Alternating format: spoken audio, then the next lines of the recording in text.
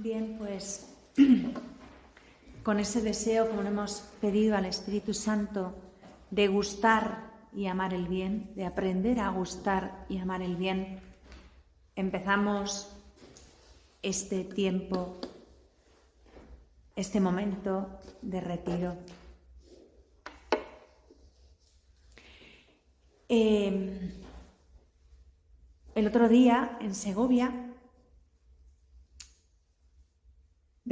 terminamos el retiro de Segovia diciendo que en el mal no solo hay mal, intentando ver el lado positivo de las contrariedades. Bueno, digo esto de Segovia porque intento que los retiros ICAR tengan un hilo conductor y una continuidad. Entonces, si muchos de los que estáis aquí escuchando esto no sabéis de qué va lo anterior, recomiendo, es una opción, que cuando tengáis un rato escuchéis el retiro de Segovia, vais escuchando los retiros sucesivos, porque como digo tienen una continuidad, y aunque el retiro de hoy en sí mismo es suficiente para nutrir el espíritu y darnos alimento al corazón, es bueno seguir un poco el proceso, ¿no? Y por eso también lo dejamos colgado en YouTube por las personas que no pueden asistir presencialmente, y para poder volver sobre ello y reflexionar una y mil veces, y al mismo tiempo pues cuanto más se difunde, se comparta mejor. Bueno, pues en Segovia decíamos que las contrariedades no solo traen inconvenientes, como muchas veces pensamos, sino también muchas ventajas, ¿no? Y concluíamos diciendo que la auténtica y única cárcel que nos aprisiona de verdad somos nosotros mismos, ¿no? Y en manera concreta nuestra pequeñez de corazón y de entendimiento, nuestra estrechez de miras y nuestro egoísmo, ¿no? Y hoy vamos a dar un paso más. Vamos a ir ahondándonos en ese país apasionante, esa tierra apasionante, la tierra de los pobres de Yahvé, la tierra donde Jesús vivió y donde de verdad llegó al punto más alto de su señorío, ¿no? La tierra del abandono, ¿no? De la entrega. Cuando Pilato le pregunta, luego, ¿tú eres rey? Dice, si tienes una pinta de rey, hijo mío, estás hecho una lástima, nadie te quiere, todos se han ido, castigado ya, azotado, coronado con espinas, estás hecho que no hay por dónde mirarte. ¿Tú estás seguro de que tú eres rey? Y la respuesta de Jesús es, pues, para acabar de sacar de duda al pobre Pilato, que no se aclaraba de nada, ¿no? Como todos los cobardes, queriendo nadar y guardar la ropa, va a hacer una pregunta a ver si se aclara y ya se lía del todo. Porque Pilato hizo, esto es un paréntesis, lo que nosotros hacemos muchas veces, no nos vayamos a ver, es que hay que ver Pilato, qué cobarde. Y tú y yo, ¿qué hacemos tantas veces cuando decimos que somos cristianos pero luego no queremos vivir el Evangelio? O somos cristianos pero hacemos apaños en el Evangelio para que el Evangelio se acomode a nuestros gustos y apetencias, que nos cuadre la cosa, vamos, porque muchas veces el Evangelio, muchas veces no, casi siempre nos descuadra. Entonces tenemos una habilidad impresionante para hacer que cuadre. Y así estaba Pilato aquella mañana. Y así estamos muchas veces nosotros delante de Jesús, ¿no? Y Pilato, queriendo que le cuadrara mejor la cosa y arreglarlo, le hace la peor pregunta que le pudo hacer a Jesús en ese momento. Porque no le sacó de ninguna duda y le dejó todavía más en evidencia. Luego, ¿tú eres rey? Porque tú, rey, tienes una pinta de rey. Y Jesús, con una dignidad verdaderamente regia, le contesta, sí, yo soy rey, pero mi reino no es de este mundo. No es como tú te lo imaginas, no es como tú lo querrías comprender para poderlo manejar. Mi reino es para quien sabe acogerlo, ¿no? Y eso pues nos pasa a nosotros muchas veces delante de Jesús, ¿no? Jesús es rey, por supuesto, pero es rey en el abandono, en la entrega, en el anonadamiento. Y esto nos cuesta mucho entenderlo. Bueno, no entenderlo, no, justamente he utilizado la palabra que no quería utilizar. Nos cuesta mucho aceptarlo. ¿Por qué? Porque justamente nos pasa eso, que queremos entender todo, comprender todo y que todo nos cuadre, ¿no? Hay personas que dicen, yo es que si no lo entiendo no puedo acabar de... Yo tengo que entenderlo, ¿no? Tú tienes que abrazarlo, asumirlo, fiarte, entregarte y abandonarte. El reino de Jesús es de los que se abandonan. De hecho, las palabras de Jesús, Padre, a tus manos encomiendo mi espíritu. Padre, yo me fío de ti.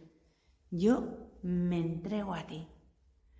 Tu voluntad es mi reino de verdad, ¿no? Abandonarme en esa voluntad. Y muchas veces en las circunstancias de prueba, ya descendiendo a nuestras cosas concretas, lo que nos resulta difícil no es tanto el dolor que sentimos, que el dolor es el dolor y está ahí y nos atenaza y nos cuesta y lo estamos sintiendo y nos fastidia muchísimo. El dolor es el dolor y es así. Lo que más nos suele costar en las circunstancias de prueba no es tanto el dolor como el comprender el porqué de ese dolor. ¿Por qué pasa esto? De hecho, la gran pregunta, cuando tú te encuentras a una persona que está sufriendo, casi nunca te dice qué dolor, cuánto me duele esto, sino ¿por qué pasa esto? ¿Por qué ha tenido que suceder esto? ¿No? Muchas veces el dolor en sí mismo es menos dolor, es menos sufrimiento que el hecho de no entender su sentido. Y esta es la peor prueba, la más difícil para la inteligencia, ¿no? El toparnos con un montón de porqués sin respuesta. El silencio de Dios ante nuestros porqués. Esto nos lleva a cuestionarnos si Dios es bueno. ¿Qué le cuesta explicármelo? ¿Qué te cuesta a ti fiarte y abandonarte?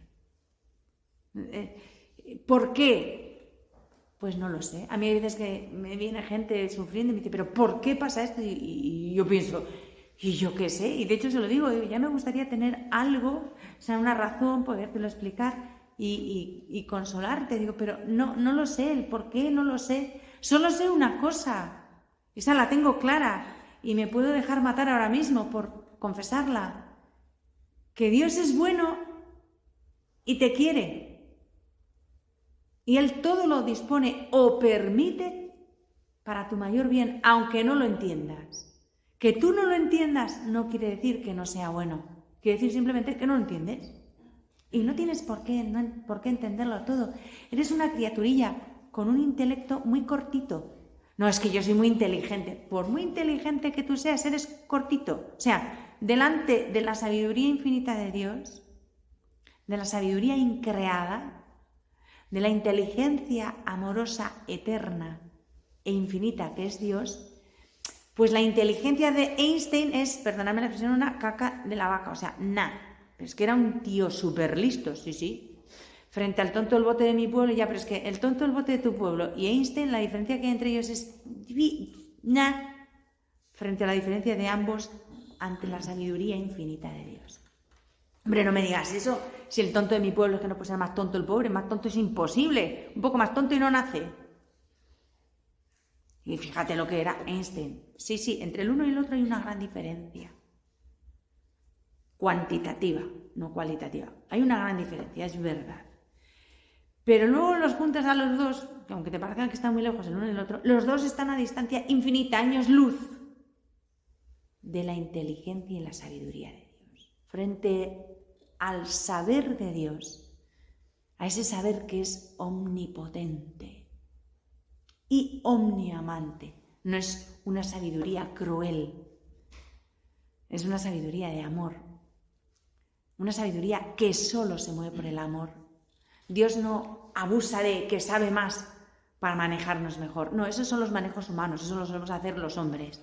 Dios sabe más, sabe infinito. Y utiliza esa sabiduría para nuestro amor, para amarnos, para nuestra felicidad, para nuestra salvación.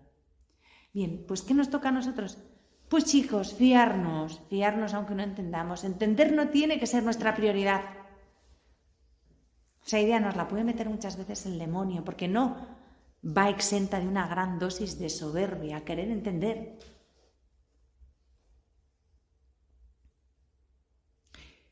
Nuestra prioridad no tiene que ser entender, nuestra prioridad tiene que ser confiar, abandonarnos, no dudar nunca del amor de Dios. Yo no sé nada, no entiendo ni papa, pero creo firmemente en el amor que Dios me tiene. Y aunque Él esté permitiendo esta circunstancia dolorosísima en mi vida, por encima, muy por encima del dolor que siento, está mi confianza absoluta en su bondad y en su amor. Y así puedo descansar.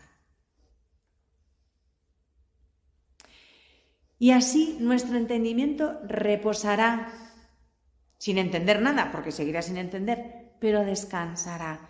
Y en el momento en que nuestro entendimiento descanse, se sentirá satisfecho, se sentirá en paz y será mucho más fácil, muchísimo más fácil acoger y soportar el dolor.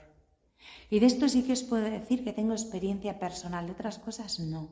Pero ha habido muchos momentos en mi vida en que me he encontrado ante circunstancias que dices, pero ¿por qué? ¿Pero por qué? ¿Pero por qué ha tenido que ser esto así? ¿Por qué ha tenido que pasar esto así? No entiendo nada. Y eso mismo te crea una angustia, una desazón, un malestar.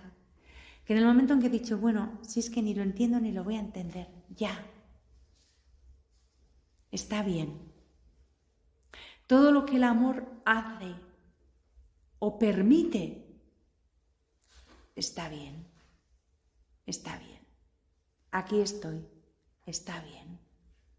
Hágase.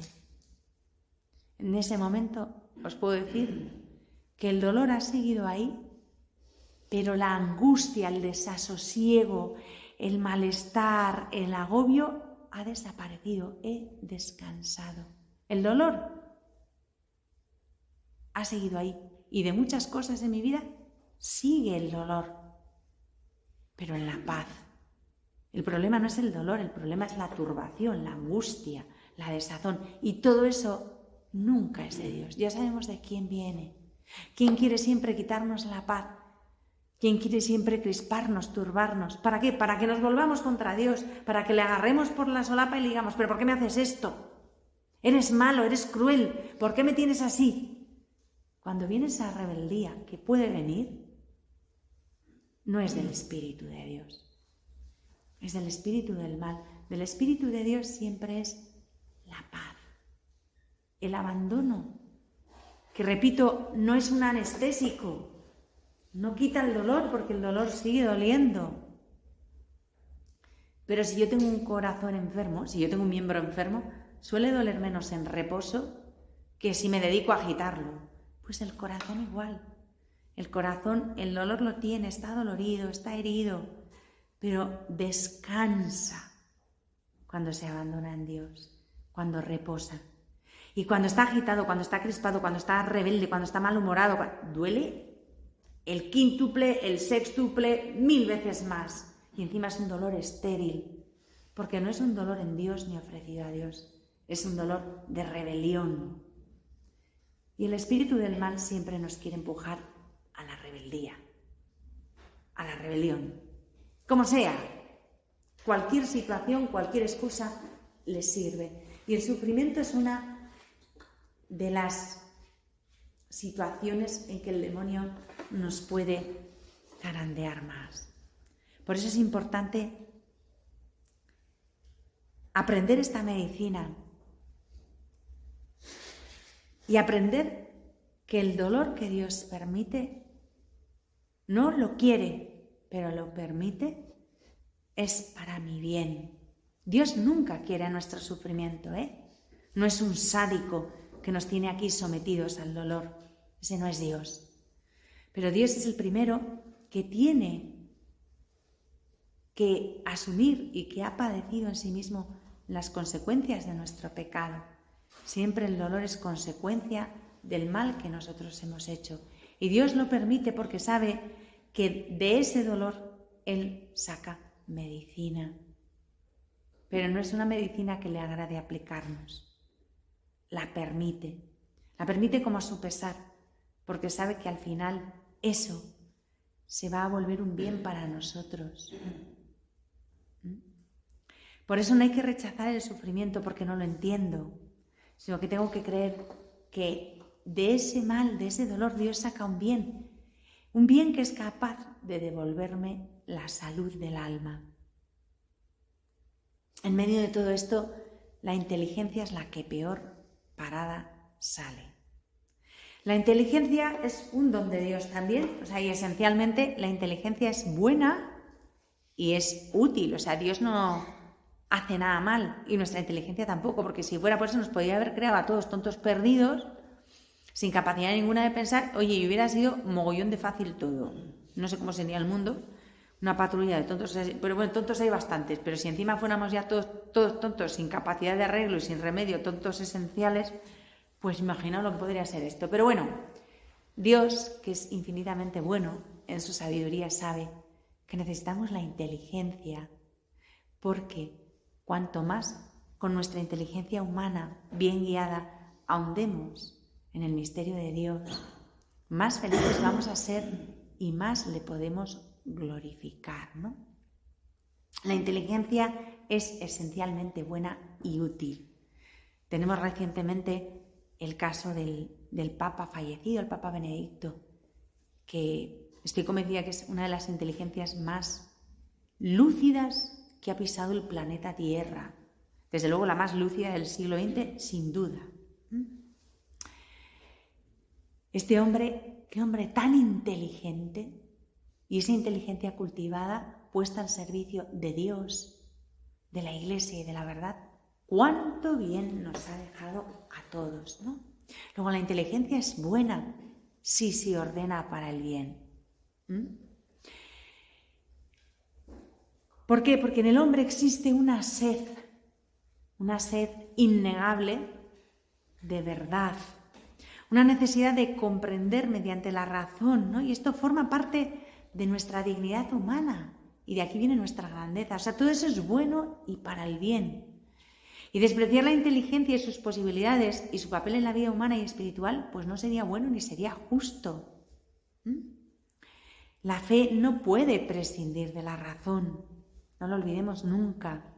Y no hay nada más hermoso que la posibilidad que se nos ha dado de cooperar a la obra de Dios para así que utilizar la inteligencia y tratar mediante nuestra libertad, nuestro entendimiento y todas nuestras demás facultades de comprender el plan de Dios para poderlo secundar y para poderlo gritar al mundo entero.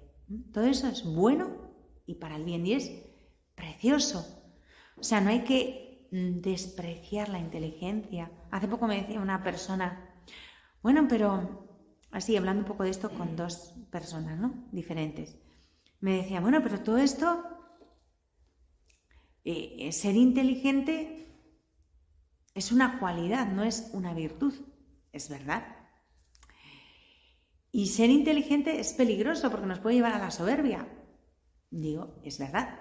Pero más fácilmente cae en la soberbia el que no es inteligente que el que lo es. ¿Por qué? Porque el que es inteligente precisamente porque lo es. Cuanto más desarrolla esa inteligencia y más va entrando en el conocimiento de Dios y de la verdad, más obviamente, más claramente ve su pequeñez y más humilde se hace. Cuanto más entras en Dios, más te das cuenta de que lo que conoces de Dios es nada frente a lo que te queda por conocer. Y cuanto más entras en Dios, más te enamoras de Él, más sed tienes de Él, del cielo, de la gloria, del reino, del evangelio, de la verdad. Mientras que el que no conoce a Dios fácilmente es zarandeado, por la carne, por el mundo, por lo que no es Dios. El demonio, yo oía un refrán a una monja mayor que decía, anda, que está también, pero luego me he dado cuenta que tenía mucha razón, era un refrán muy casero, pero está lleno de verdad. Decía ella, es que los tontos son la mano derecha del diablo, y es verdad, Porque como son tontos, no se enteran los pobres, pues el demonio los usa, los trae, los lleva, los sube, los baja, les toma el pelo y encima ellos se creen que son estupendos y lo están haciendo guay. Pues sí, es necesario tener luz y lucidez también para conocer los ardides del demonio y estar alerta. Y la otra persona me decía que ser ignorante, pues tampoco era un pecado. Dije, no, hombre, ser ignorante no es un pecado, de acuerdo, pero tampoco es ninguna virtud, ¿eh? Ojo al dato. ¿Ser ignorante no es pecado? No. Pero tampoco es una cosa para decir, te vamos a poner en la Gloria de Bernini como modelo de virtudes. ¡Viva los ignorantes! Pues no. Es más bien una desgracia, es más bien una pena. No es un pecado, pero no es ninguna virtud. Y cuidado, porque sí hay ignorancias culpables. Cuando uno tiene la posibilidad de formarse, de conocer a Dios, de acercarse a la verdad y rehúsa hacerlo porque no tiene ganas, porque ¿para qué quiero yo esto? Porque qué más me da, porque tal, porque cual, pues sí hay un desprecio de un don que Dios te está ofreciendo. Bien, digo que todos estamos llamados a cooperar en la obra de Dios, ¿no? Con nuestra libertad, nuestro entendimiento y todas nuestras facultades. Acordémonos de la parábola de los talentos, ¿no? Y es bueno, y nos puede ayudar muchísimo en la vida espiritual, comprender y entender que todo lo que Dios hace es bueno y para el bien. Entender a qué nos llama, qué es lo que nos está pidiendo para poder responder, cuál es su manera de enseñarnos, su pedagogía para hacernos crecer. Y de esa manera podremos cooperar mejor en la redención, podremos ser de mejor manera corredentores con Él, ¿no? Y esta colaboración es importante porque se encuentra en el orden de las cosas queridas por Dios. Dios quiere que entendamos. De hecho, envió a su Hijo para que entendiéramos mejor, porque comprendió que no entendíamos ni papa. O sea, los del Antiguo Testamento estaban a dos velas. Ellos creían que sabían mogollón. Los fariseos, los saduceos, la ley, tal cual, pascual, estaban emocionados todo el día con la Torá, leyendo para arriba y para abajo los libros sagrados. Y creían que sabían mogollón. De hecho, se llamaban doctores de la ley. Y Dios dijo, estos pobres chicos no dan para más, no se enteran de mucho. Voy a enviar mi palabra. Voy a acabar de decirles todo lo que tengo que decir de una vez por todas. Pero para que me entiendan bien, me voy a dejar de autores sagrados ni de nada. Voy a enviar a mi palabra, a mi Hijo, que sea uno de ellos y hable de modo que ellos le entiendan. Y si leemos el Evangelio da explicaciones para gente súper sencilla. Jesús era todo menos un erudito. Ponía ejemplitos, parábolas, yo no sé si haría hasta dibujitos, para explicarlo todo bien y para que entendieran. Y aún así, en un momento dado dice, hombres necios y torpes para creer. A los de Maús, aquellos que los pobres estaban un poco de aquella manera, ¿no? Que claro, cuando uno le dices, a ver, Señor, no seas, vaya un predicador más exabrupto, hombre, no nos sacudas así, encima que estamos mal, nos das un meneo. Pues porque Jesús, con toda su paciencia, viene a enseñarnos. Porque Dios tiene un interés tremendo, tremendísimo, hasta el punto de mandarnos a su palabra hecha carne para que nos lo explique todo bien en un lenguaje que podamos entender. Tiene un interés tremendísimo de que entendamos cuál es su plan, cuál es su querer, cuál es lo que ha preparado para nosotros. Y sobre todo que entendamos de una vez por todas, que nos cuesta mucho pillarlo, porque somos muy torpes, que entendamos cómo es el amor que nos tiene. Y que entendamos que no somos siervos ni asalariados, que somos hijos. Y como hijos somos herederos.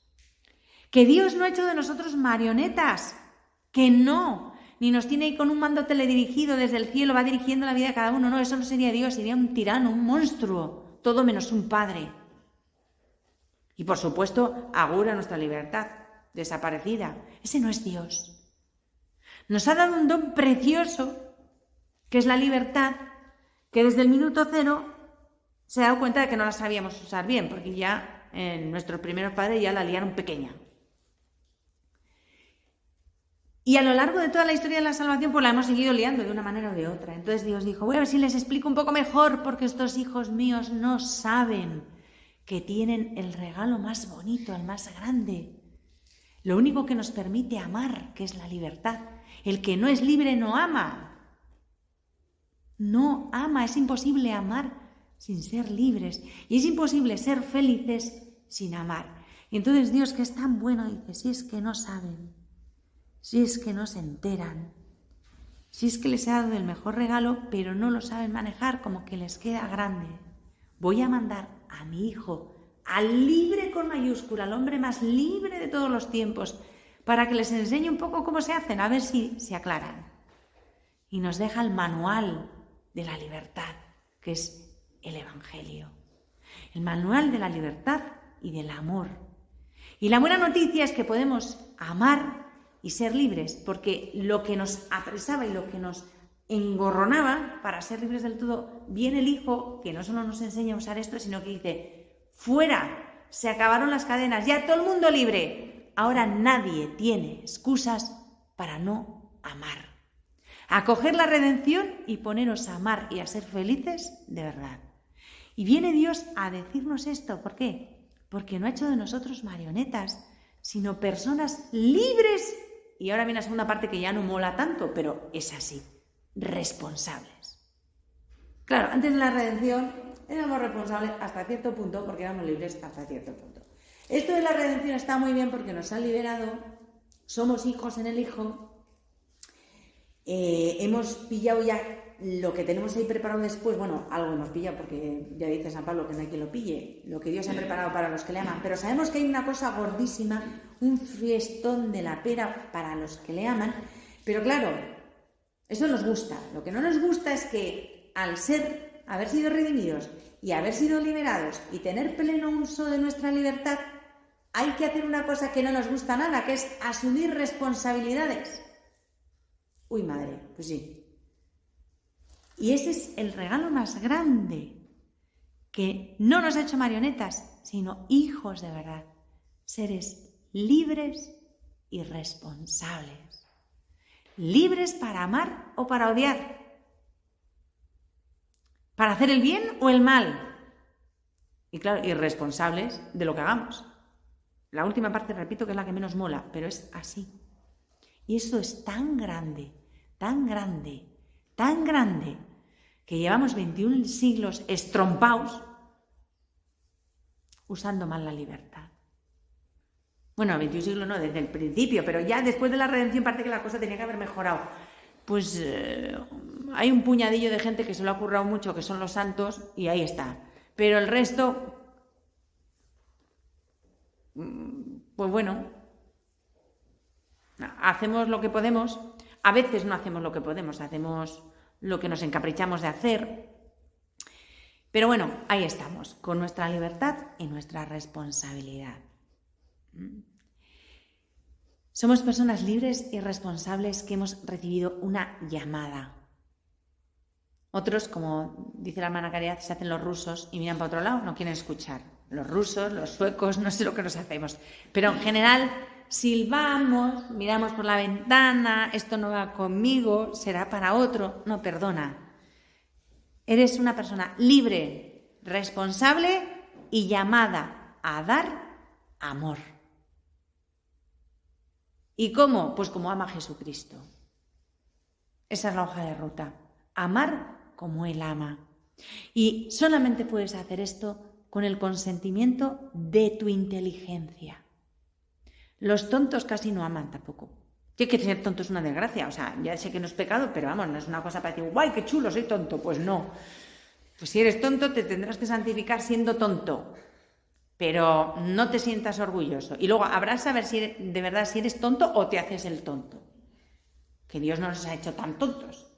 Alguno puede ser un poco más cortico, pero me hago el tonto, pues eso, me hago el ruso, me hago el sueco, me hago el tonto, porque queda mejor, es más fácil, no me siento tan tocada en mi conciencia.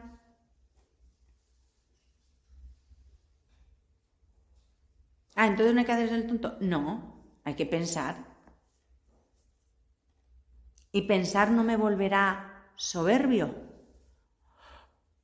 Pues a lo mejor si eres tonto, cuando pienses caes en el pecado de soberbia. Pero si eres mínimamente inteligente, cuando pienses te darás cuenta por el don de entendimiento y el don de inteligencia y el don de sabiduría y el don de ciencia que nos va dando el Espíritu Santo. Con los dones del Espíritu Santo uno piensa y vislumbra un poquito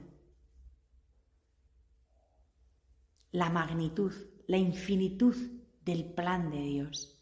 Y ante eso uno se sobrecoge de gozo, se pega una flipada impresionante, pero no se cree nada. Simplemente cae de rodillas y da gracias por ese planazo y porque se han acordado de uno para eso.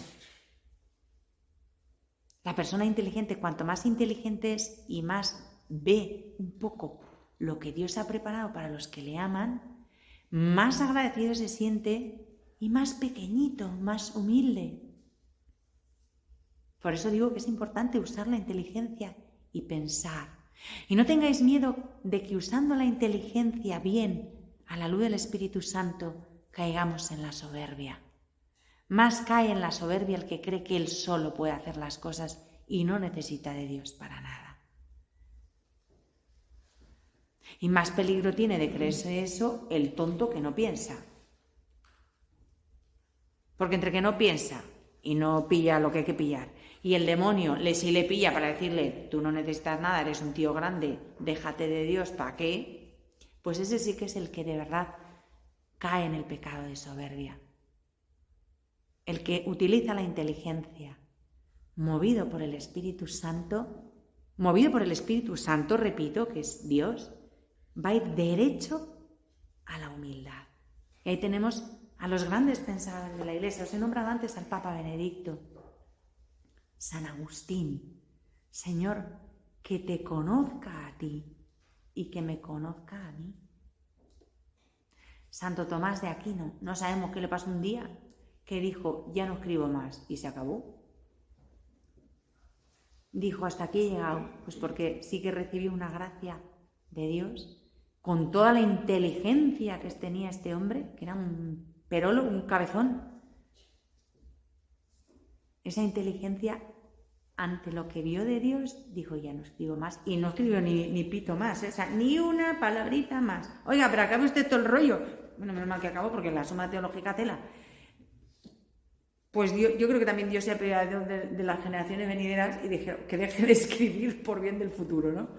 Y entonces le dio aquella gracia y él dijo, nada más. Santa Isabel de la Trinidad, una de sus palabras, nescivi. No sé nada. O sea, cuanto más me asomo a ese abismo de amor que es la Trinidad,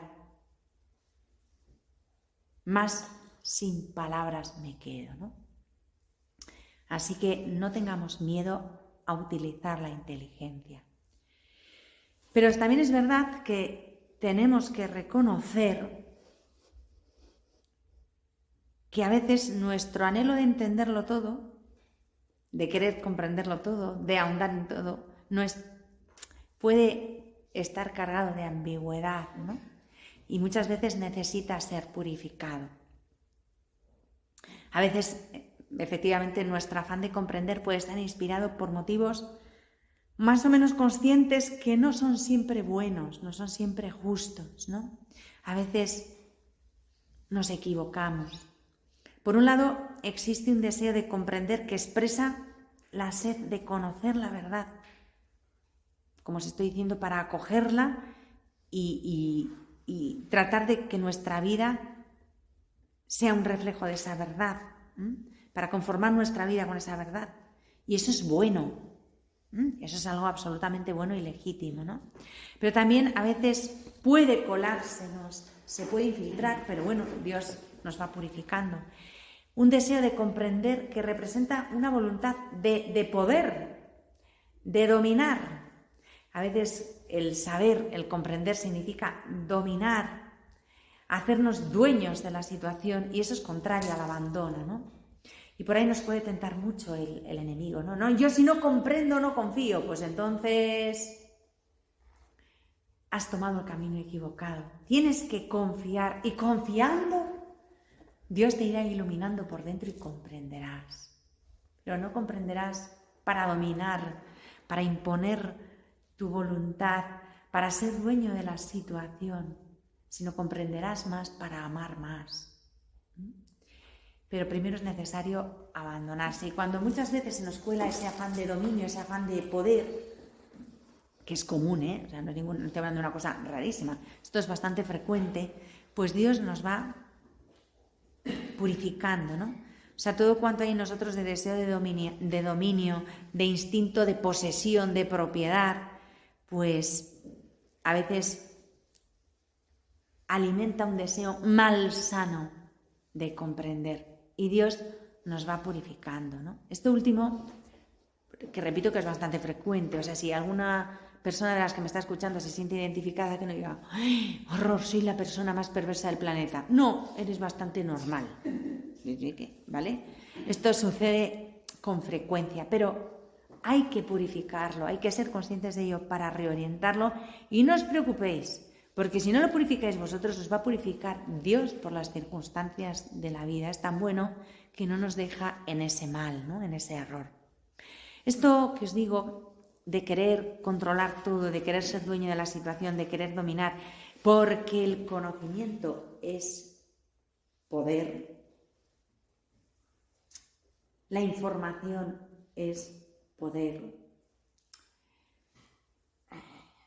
Por eso yo me quedo con la canción esta, la palabra del senderito. No quiero saber, no quiero ver ni sentir. Solo soy una verdad y esta me hace feliz. Dios es amor. Pues esto lo tenemos que aplicar no solo cantando el senderito, sino no quiero saber, no quiero comprender, no quiero ver ni sentir. De esto os podéis leer la subida al Monte Carmelo, que es todo un tratado sobre esto que desarrolla San Juan de la Cruz, el no querer saber. No es que no, como no lo entiendo me aguanto, no, bueno, eso significa que no das para más, pero en el fondo lo estás deseando, luego da igual. O sea, tú tienes que tener voluntad de no querer saber nada que no necesites para ser de Dios.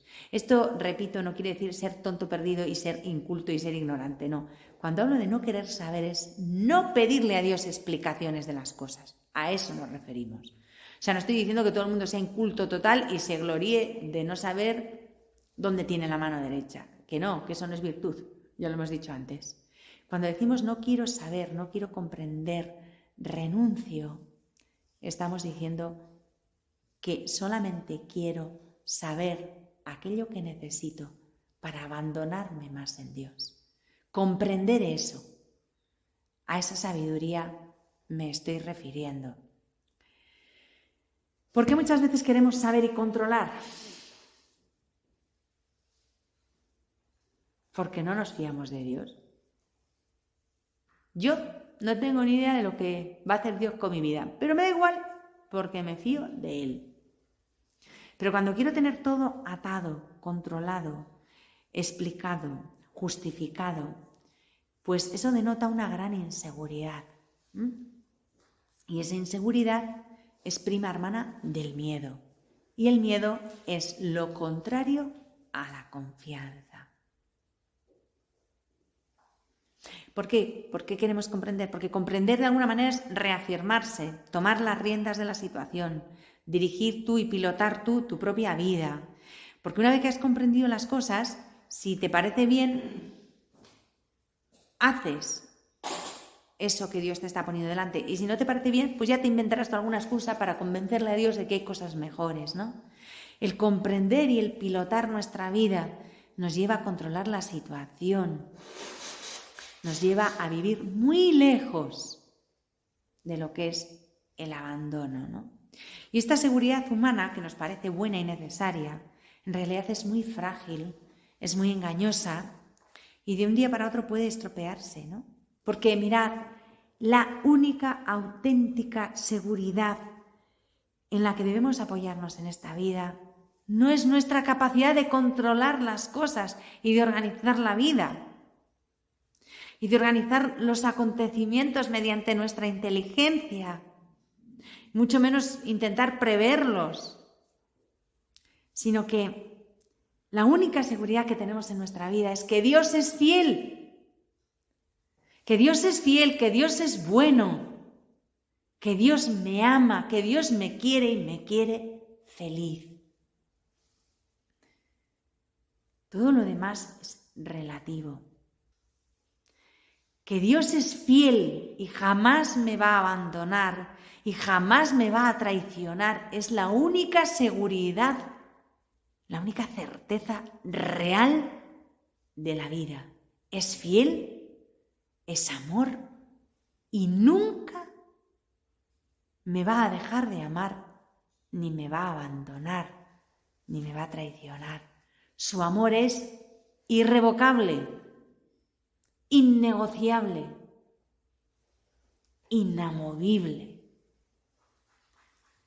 Esa es la única seguridad. Yo es lo único que tengo que controlar. Convencerme de esto. Y que ese sea el móvil de mi vida. Y ese será mi descanso. ¿Cuánto nos ahorraríamos de agobios, angustias, patatuses, malos ratos si nos creyéramos esto? Si nos creyéramos esto, los psiquiatras iban a trabajar a media jornada. Porque salvo casos de patologías muy serias que de verdad necesitan un criterio y un cuidado médico, agobios, depresiones, ansiedades, patatuses, opitiponcios y demás, se acabarían.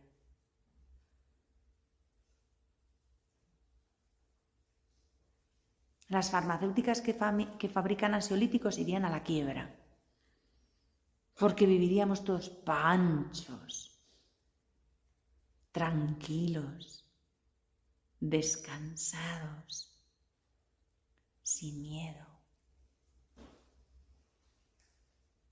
Nos falta esa confianza en Dios porque nos falta fe.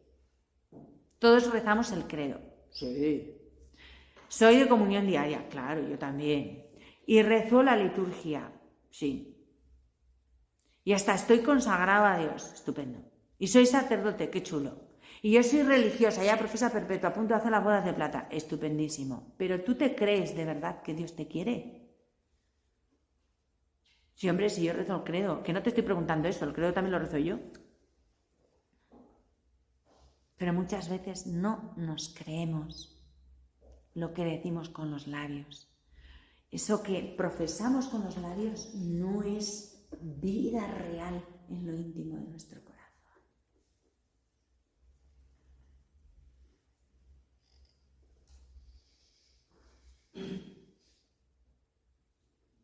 Me creo de verdad que impepinablemente soy amada por Dios. Me guste o no me guste, lo quiera o no lo quiera, sea buena, mala o regular, soy amada. Me lo creo, porque si esa es la base de mi vida, toda mi vida tiene un sentido nuevo y una luz nueva. Y puedo descansar. Y mi mente y mi inteligencia descansan. No se nos pide que anulemos nuestra inteligencia, ya lo he dicho antes, ¿no? La inteligencia hay que desarrollarla. Es un talento que Dios nos ha dado para que lo utilicemos para bien y para servir al pueblo de Dios, a la Iglesia, a la verdad. Pues la verdad es Jesús, es Cristo. Pero nuestra inteligencia descansará si se apoya en esa seguridad absoluta de saberse amado. Nuestra necesidad de comprender de pronto se va a ver llena de luz, pero una luz nueva que nos va a hacer comprender cómo Dios comprende, no a la manera humana. Nuestra capacidad de comprender se va a desarrollar y nos va a llevar a expresar simplemente nuestra incapacidad muchas veces de abandonarnos en Dios con confianza. Nuestra inteligencia nos va a estar acusando de eso. Oye, abandónate. Te estás equivocando, ese no es el camino. Abandónate. Nuestra inteligencia bien orientada, nuestra inteligencia descansando y alimentándose de la seguridad de que soy amada, me va a conducir al abandono en Dios, a la confianza. Va a hacer que deje de buscar seguridades en lo humano, en lo caduco, en lo pasajero. Poco a poco iremos siendo purificados. Tenemos que conquistar la libertad. Para ser libres nos ha liberado Cristo, pero tenemos que conquistar la libertad interior aprendiendo a despojarnos de nuestro deseo innato de apoyarnos en seguridades humanas. Es preciso que experimentemos que solo Dios es nuestra roca, como nos dice la Escritura.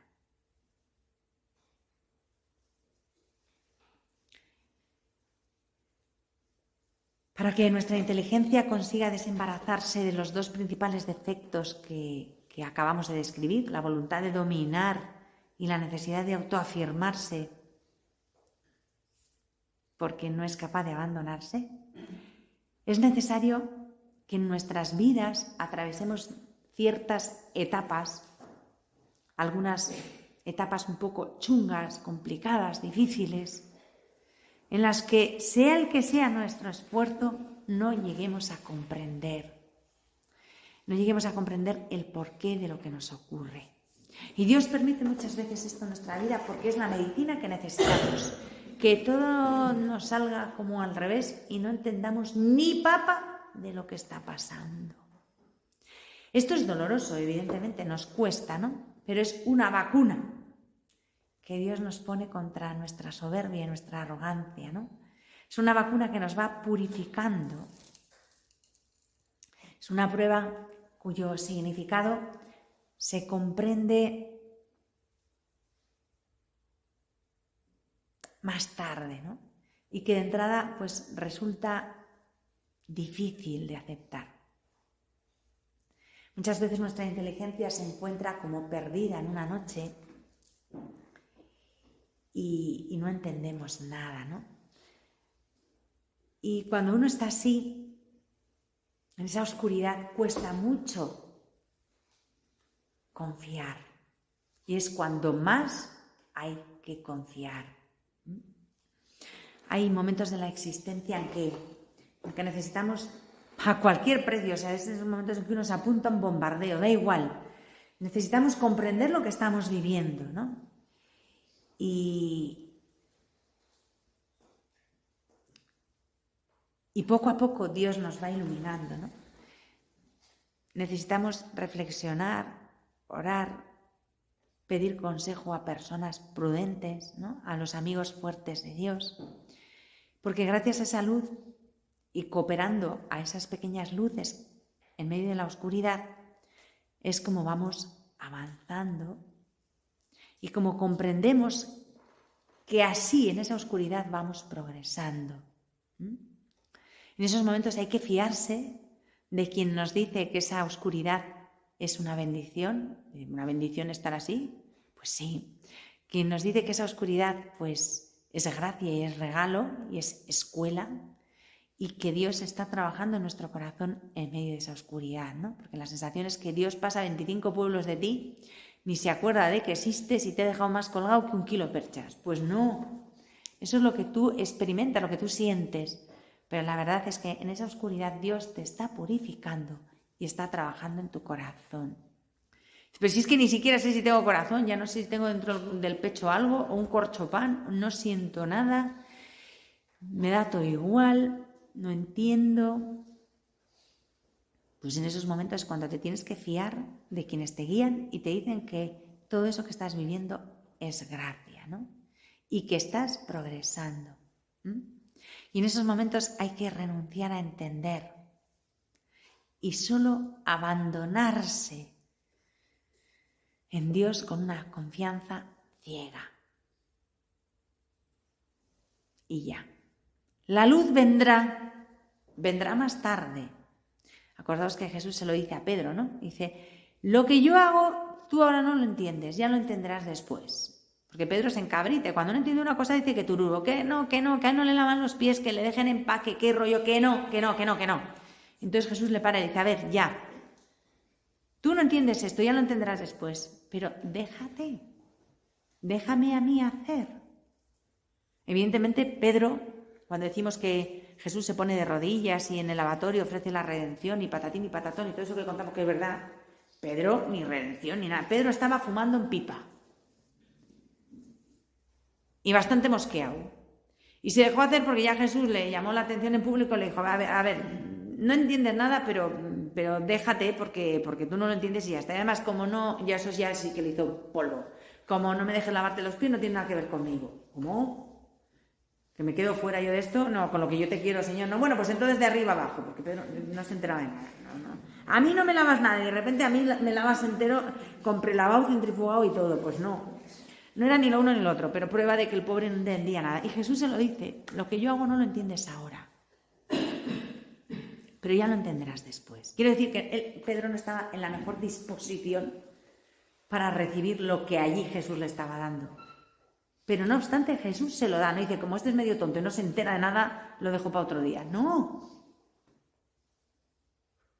Porque los tiempos de Dios son los tiempos de Dios y la gracia actúa. Y de hecho le dice claramente, lo que yo hago, tú no lo entiendes ahora, ya lo entenderás después.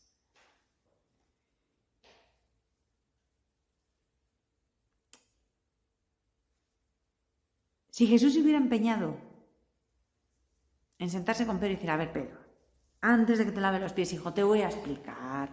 Y pues no sé a qué hora no le hubieran ni prendido esa noche, porque no me hubieran acabado nunca de explicarle. Hubiera intentado hacerle comprender a toda costa y no le hubiera hecho bien, porque no hubiera entendido nada. Le hubiera dejado más liado. Hubiera aumentado el dolor de Pedro en lugar de calmarlo. Le hubiera quizá turbado más. Hubiera exacerbado más sus dudas, su inseguridad. Le hubiera enfadado todavía más de lo que estaba.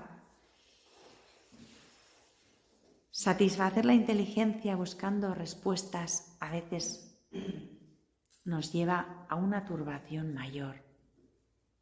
En esos momentos hay que dejarse en Dios, dejar a Dios actuar y hacer actos de fe, ¿no? Actos de verdadero abandono en Dios. Porque lo único que puede concedernos de verdad el sosiego no es contar con la respuesta a nuestras preguntas, no nos equivoquemos. Cuando yo tenga estas respuestas de todo esto que no entiendo, voy a tener paz. No, vas a tener respuestas, pero no paz. La paz es otra cosa. La paz viene del abandono humilde y confiado.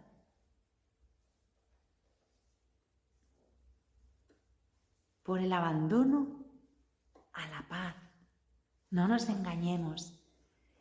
1000 respuestas satisfaciendo los 1000 interrogantes de nuestra inteligencia no nos van a dar la paz. La paz solamente viene del abandono confiado y amoroso en Dios.